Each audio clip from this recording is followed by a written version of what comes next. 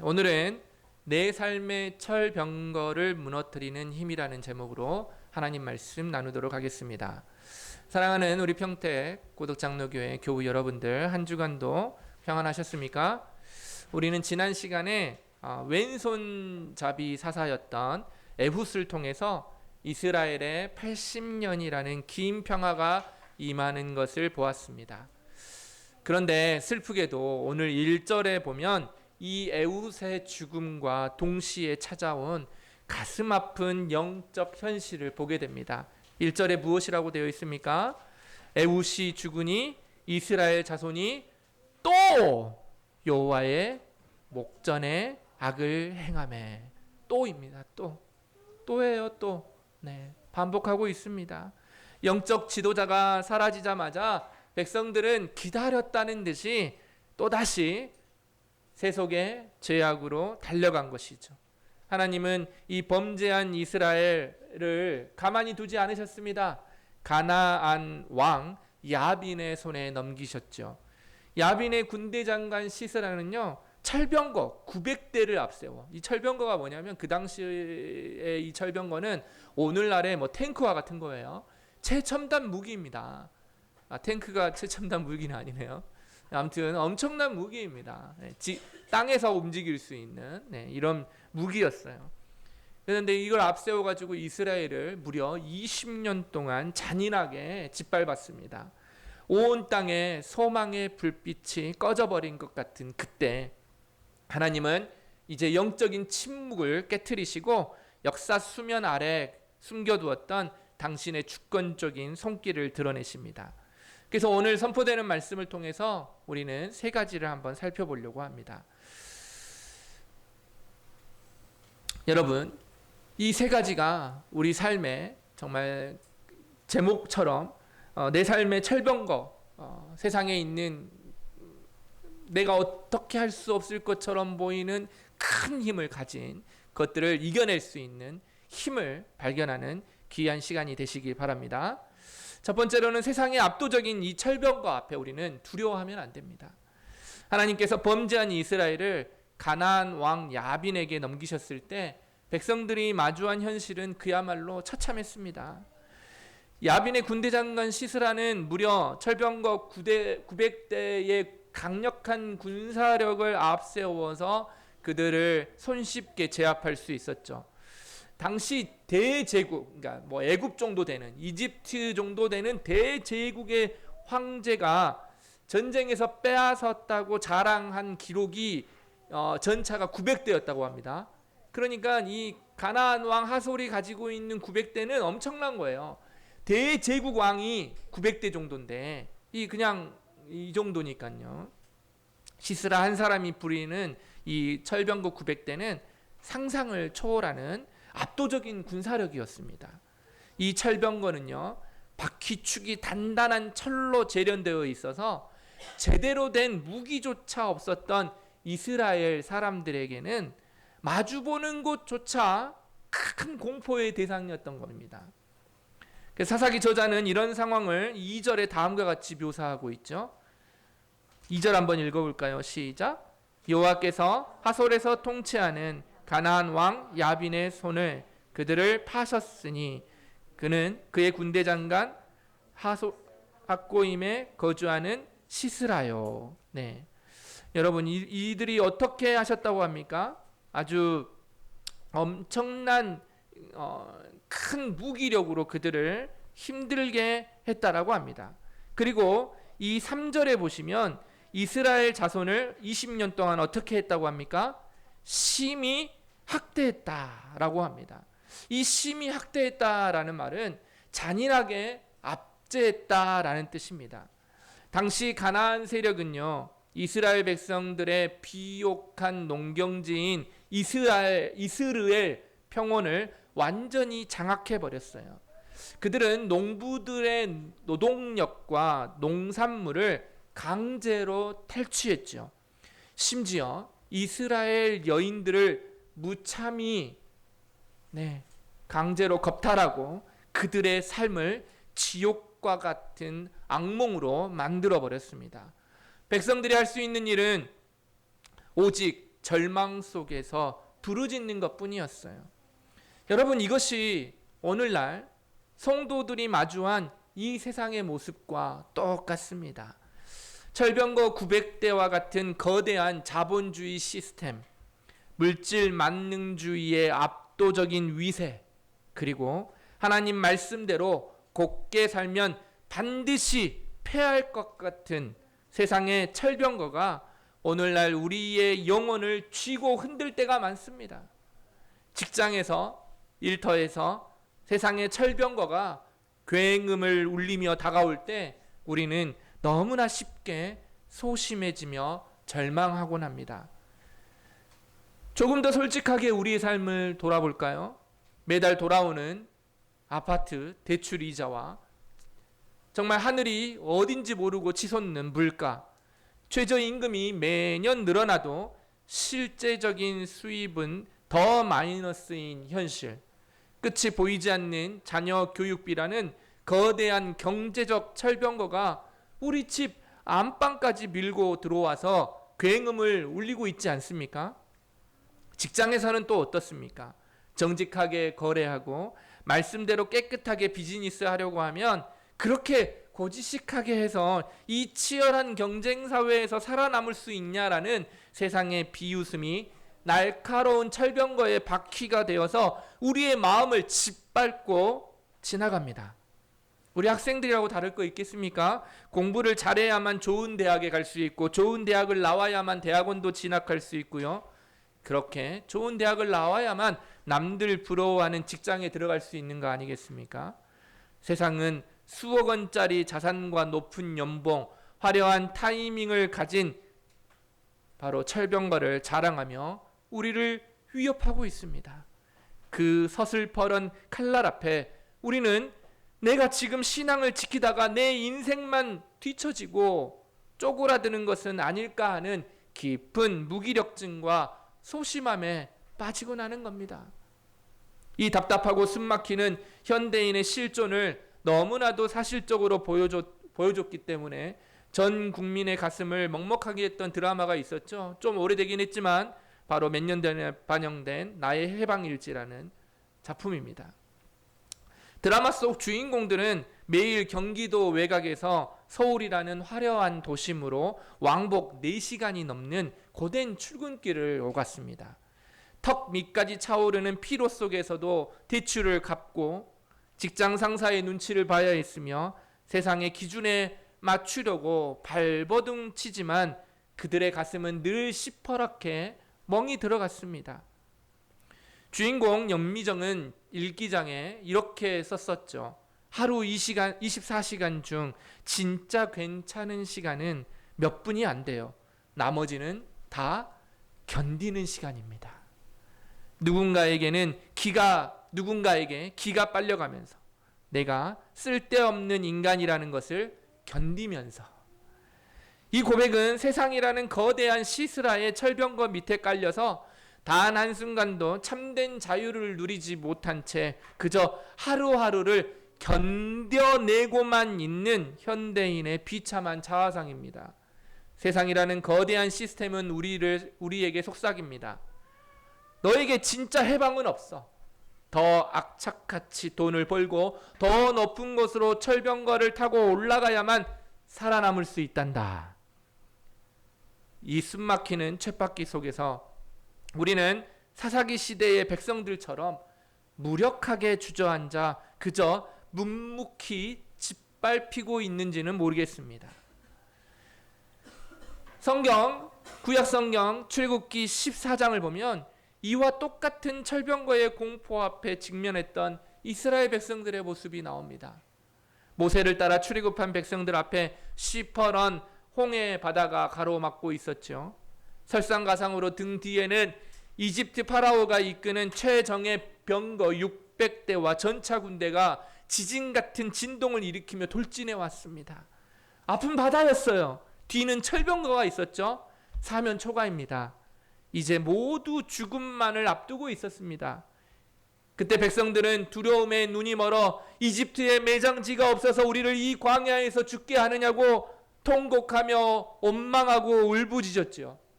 눈앞에 보이는 이 거대한 철병거는 압도적이었기 때문에, 그 환경만을 바라보았기 때문에 그 철병거를 한순간에 수장시키실 창조주 능력의 하나님의 절대 주권과 손길을 보지 못했던 것입니다. 오늘 본문의 이스라엘 백성들 역시 오늘날 우리와 같이 20년 동안 그 압도적인 철병거만 바라보고 영적 침체에 빠져 있었던 것입니다. 그러나 기억하십시오. 세상의 철병거가 아무리 강해 보여도 결코 하나님의 주권적인 통치와 교회를 보존하시는 은혜를 넘어설 수 없습니다. 당신의 언약 공동체, 당신의 언약의 백성들을 그냥 내버려 두지 않습니다. 그러므로 우리는 말씀을 통해 하나님의 약속을 의지해야 합니다. 하나님은 홍해를 가르셨죠. 하나님은 우리를 내버려 두지 않으십니다. 그러므로 세상의 힘 앞에 무릎 꿇지 않는 주님의 택한 거룩한 백성들이 되시길 바랍니다. 이렇듯 우리는 이스라엘을 짓누르던 가나안 철병거 900대가 오늘날 우리 삶에 다가오는 세상의 유용과 얼마나 닮아 있는지를 봤습니다. 세상의 힘이 이토록 강해 보일 때 하나님의 백성이 취해야 할 그러면 신앙의 태도는 무엇일까요? 또한 하나님은 이때 무엇을 하셨을까요? 하나님은 이 절망의 구덩이에서 백성들을 건져내기 위해서 자기 영광을 비워두고 오직 주님의 타이밍과 임재에 순종하는 한 지도자를 무대 위로 부르십니다. 두 번째, 바로 내 영광을 내려놓고 주님의 타이밍에 순종해야 됩니다. 우리는 기억해야 됩니다. 내가 어떻게 할 수 없는 그때 내 영광을 내려놓고 주님의 타이밍에 순종해야 되는 것이죠. 하나님은 이런 영적 사막과 같은 사사시대에 여선지자 드보라를 사사로 세우셨습니다. 여러분, 이 드보라는 영웅적 군사가 아니었습니다. 5절을 보시면요, 그녀는 에브라임 산지 종려나무 아래에 앉아 이스라엘 백성들에게 하나님의 말씀을 대언하고 하나님의 재판을 베풀던 선지자이자 지혜로운 영적 리더로 소개하고 있습니다.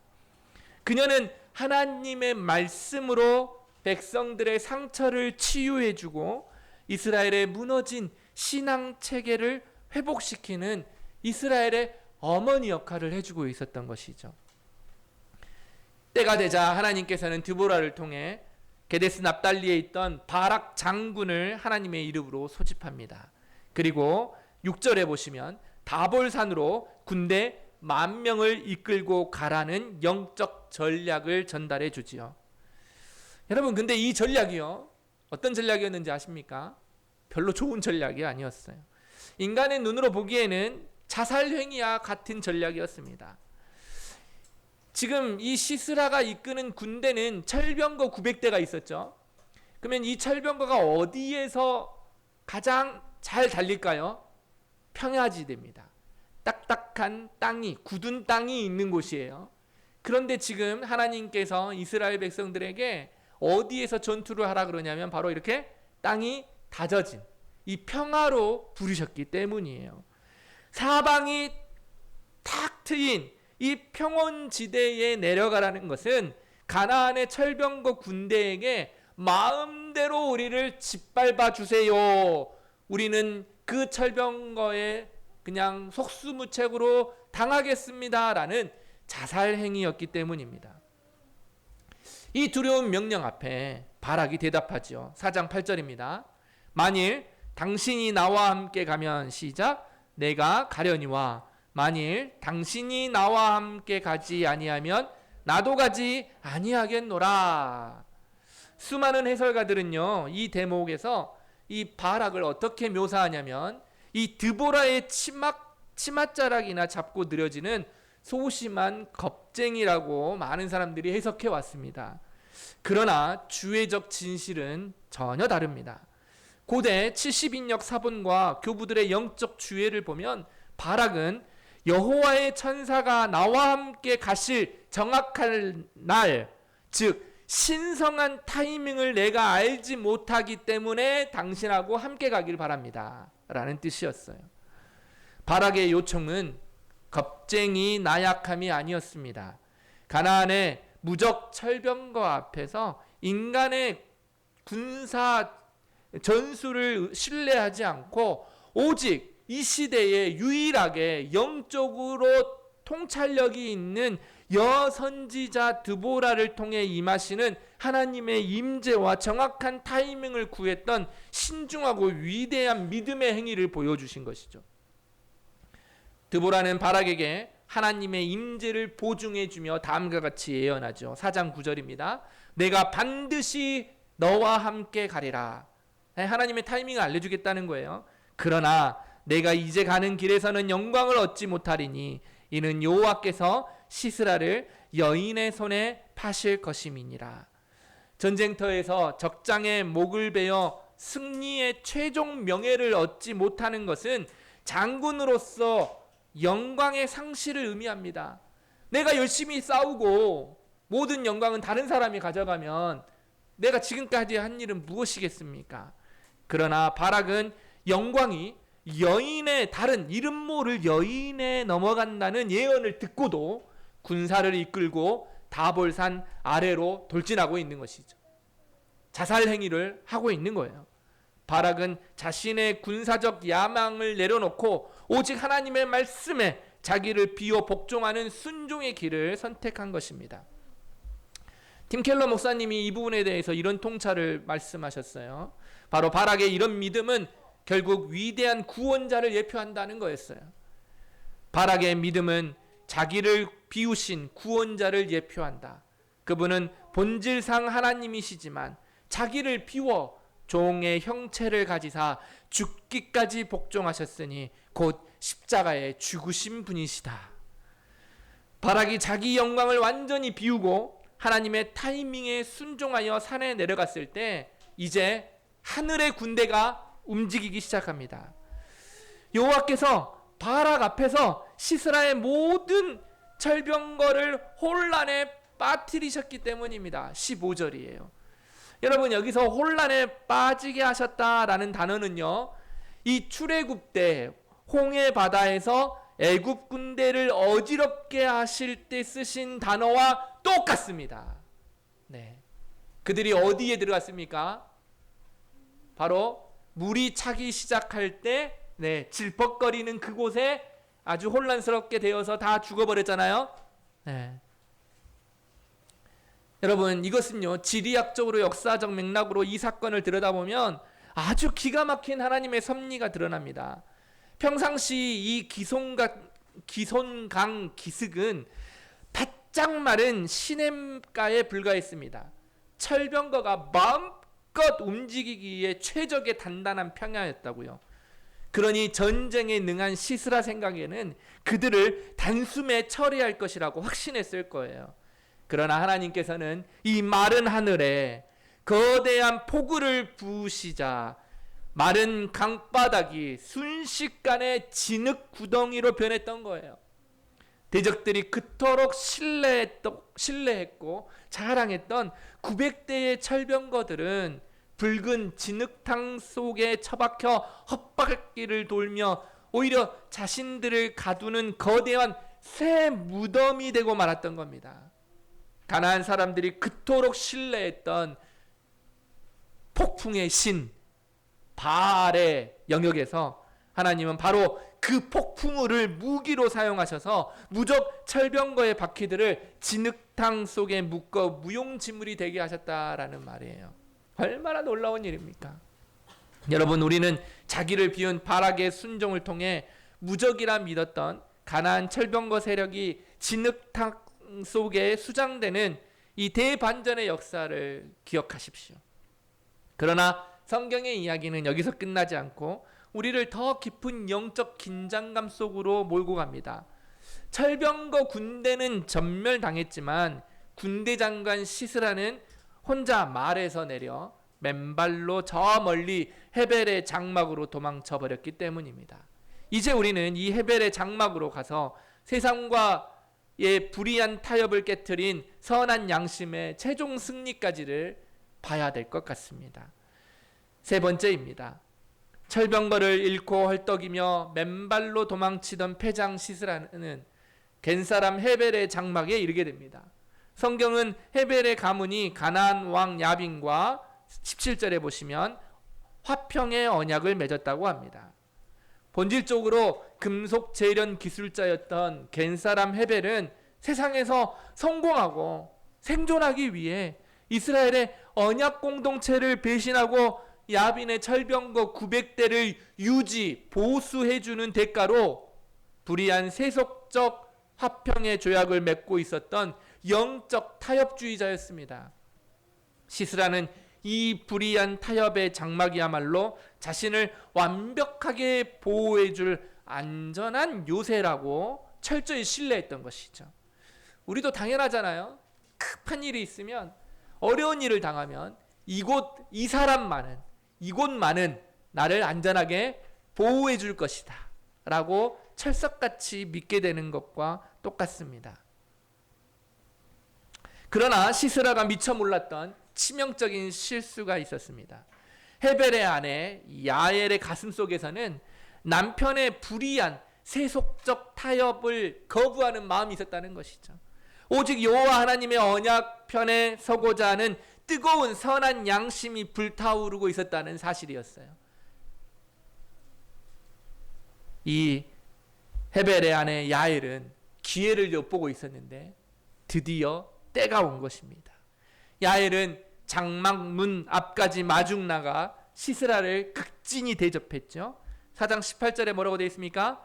나의 주여 들어오소서, 그리고 아무 걱정하지 마소서, 두려워하지 마소서라고 이야기합니다. 시스라가 이 진흙 뻘밭에서 얼마나 혼란스러운 상황에서 전쟁에서 패해가지고 도망갔기 때문에 엄청 갈증이 났겠죠. 그래서 물을 요구하자 야엘은 물이 아니라 우유를 대접합니다. 따뜻한 우유를 대접하는 거예요. 왜요?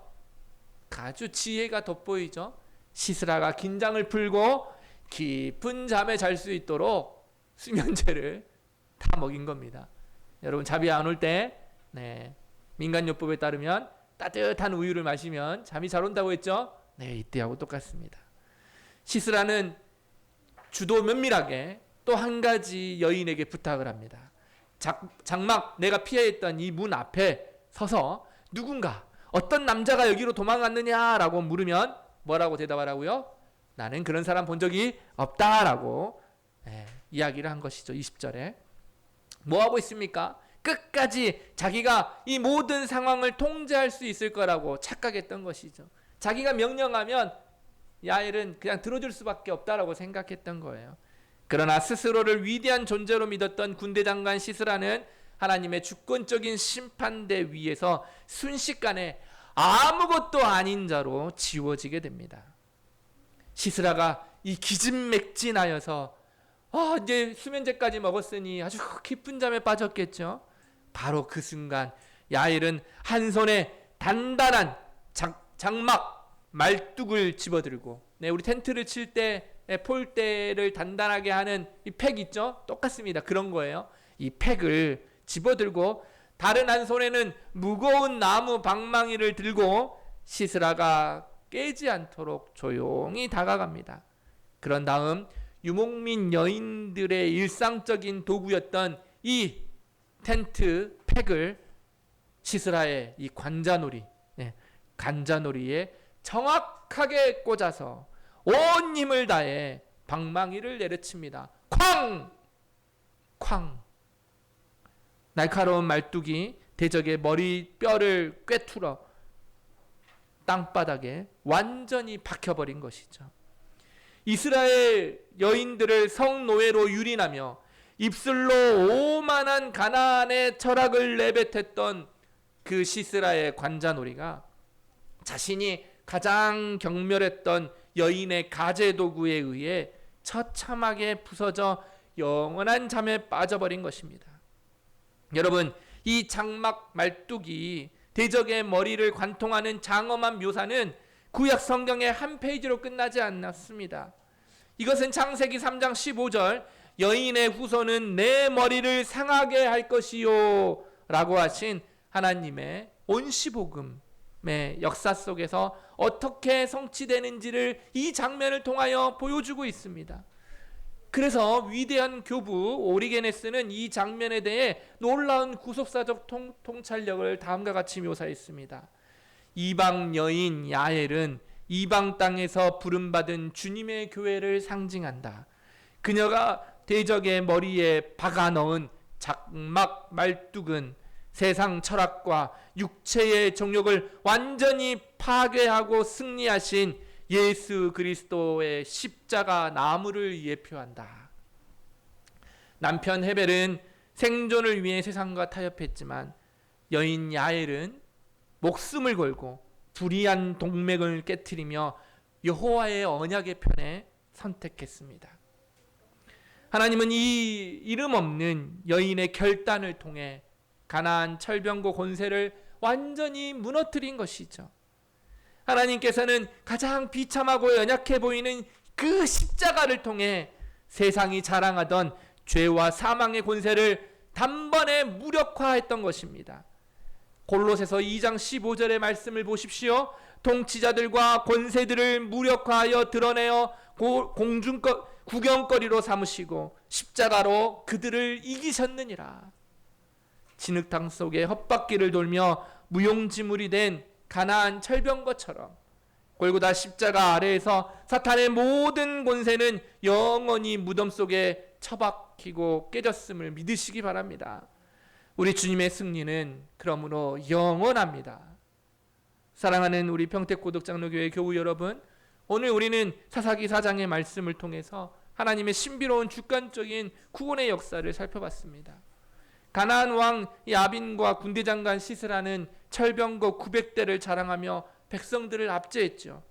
그들은 자신들의 무기로 세상을 통제하고 하나님의 백성을 죽일 수 있을 것이라고 철통같이 여겼을 겁니다. 그러나 하나님은 마른 기손강을 진흙탕으로 만드사 그들이 자랑하던 그 무기를, 아니 그 무기 자체가 스스로 덫이 되게 하셨던 놀라운 역사였습니다. 그리고 아무도 이 유명한 장군이었던 이 시스라를 해할 수 없을 것처럼 보였지만 연약한 여인 야일의 손에 들린 이 말뚝으로 대적의 정수리를 깨트리셨습니다. 우리는 가끔 믿음의 길을 걸어가면서 낙심하는 이유가 무엇입니까? 여전히 내 앞에 서슬푸르게 서 있는 세상의 철병거가 너무나 커 보이기 때문 아닙니까? 그 철병거가 어떨 때는 사람의 모습으로 다가옵니다. 어떨 때는 직업으로 다가오죠. 어떨 때는 돈의 액수, 통장의 잔고로 다가옵니다. 어떨 때는 명예로 다가옵니다. 어떨 때는 내 삶 전체로 다가옵니다. 그러나 성경은 우리에게 오늘 말씀을 통하여 단호하게 증언하고 있습니다. 세상이 자랑하는 그 힘, 세상이 자랑하는 그 어떤 권력, 세상에서 말하는 그 어떤 물질과 명예는 하나님의 말씀 한마디에 기손강의 진흙탕 속으로 영원히 가라앉을 헛바퀴에 불과하다는 겁니다. 여러분, 오늘 본문의 마지막 23절은 이 장엄한 드라마의 최종 결론을 이렇게 선포하고 있죠. 4장 23절 한번 볼까요? 시작. 이와 같이 이 날에 하나님이 가나안 왕 야빈을 이스라엘 자손 앞에 굴복하게 하신지라. 아멘. 여러분, 말씀은 드보라가 이겼다라고 말합니까? 바락이 이겼다고 말합니까? 야엘이 승리했다라고 말합니까? 아닙니다. 오직 하나님이 이 전쟁의 주관자이시며 홀로 영광을 받으실 구원자이심을 장엄하게 선포하고 있습니다. 우리 구원과 삶의 모든 궤적은 내 힘으로 고군분투하며 이뤄내는 것이 아닙니다. 오직 언약 공동체를 신실하게 이끌어 가시는 삼위 하나님의 선하신 손길과 주권적인 섭리 안에만 있는 것입니다. 그러므로 여러분, 오늘 우리 눈앞에 다가오는 세상의 철병거 900대와 같은 절망적인 현실이 있으십니까? 생존이라는 명목하에 갠 사람 헤벨처럼 세상과 불의한 평화 조약을 맺고 화평하며 타협하면서 살아가는 영적 유혹을 받고 있습니까? 인간의 힘과 무기를 자랑하던 시스라의 머리를 박살낸 것은 대단한 군사 무기가 아니었습니다. 한 연약한 여인의 손에 쥐어져 있던 보잘것없는 평상시의 가재도구 장막 말뚝이었습니다. 우리 주 예수 그리스도께서 골고다 언덕 거친 십자가의 말뚝 위에 당신의 손과 발이 박히심으로 죄와 사탄과 세상의 모든 철병과 권세를 무력화하시고 완전한 승리를 우리에게 주셨습니다. 오늘 주님은 여러분을 그 십자가의 완전한 승리 안으로 초대하십니다. 그러므로 미래의 심판과 십자가의 완벽한 승리를 확신하는 우리 모든 평택고덕 장로교회 공동체는 이제 세상의 철병거 900대를 무서워서 그들과 타협하지 않고 친히 원수를 갚지 않으며 도리어 우리를 압제하는 원수까지도 십자가의 사랑으로 품고 축복할 수 있는 참된 자유를 얻은 겁니다.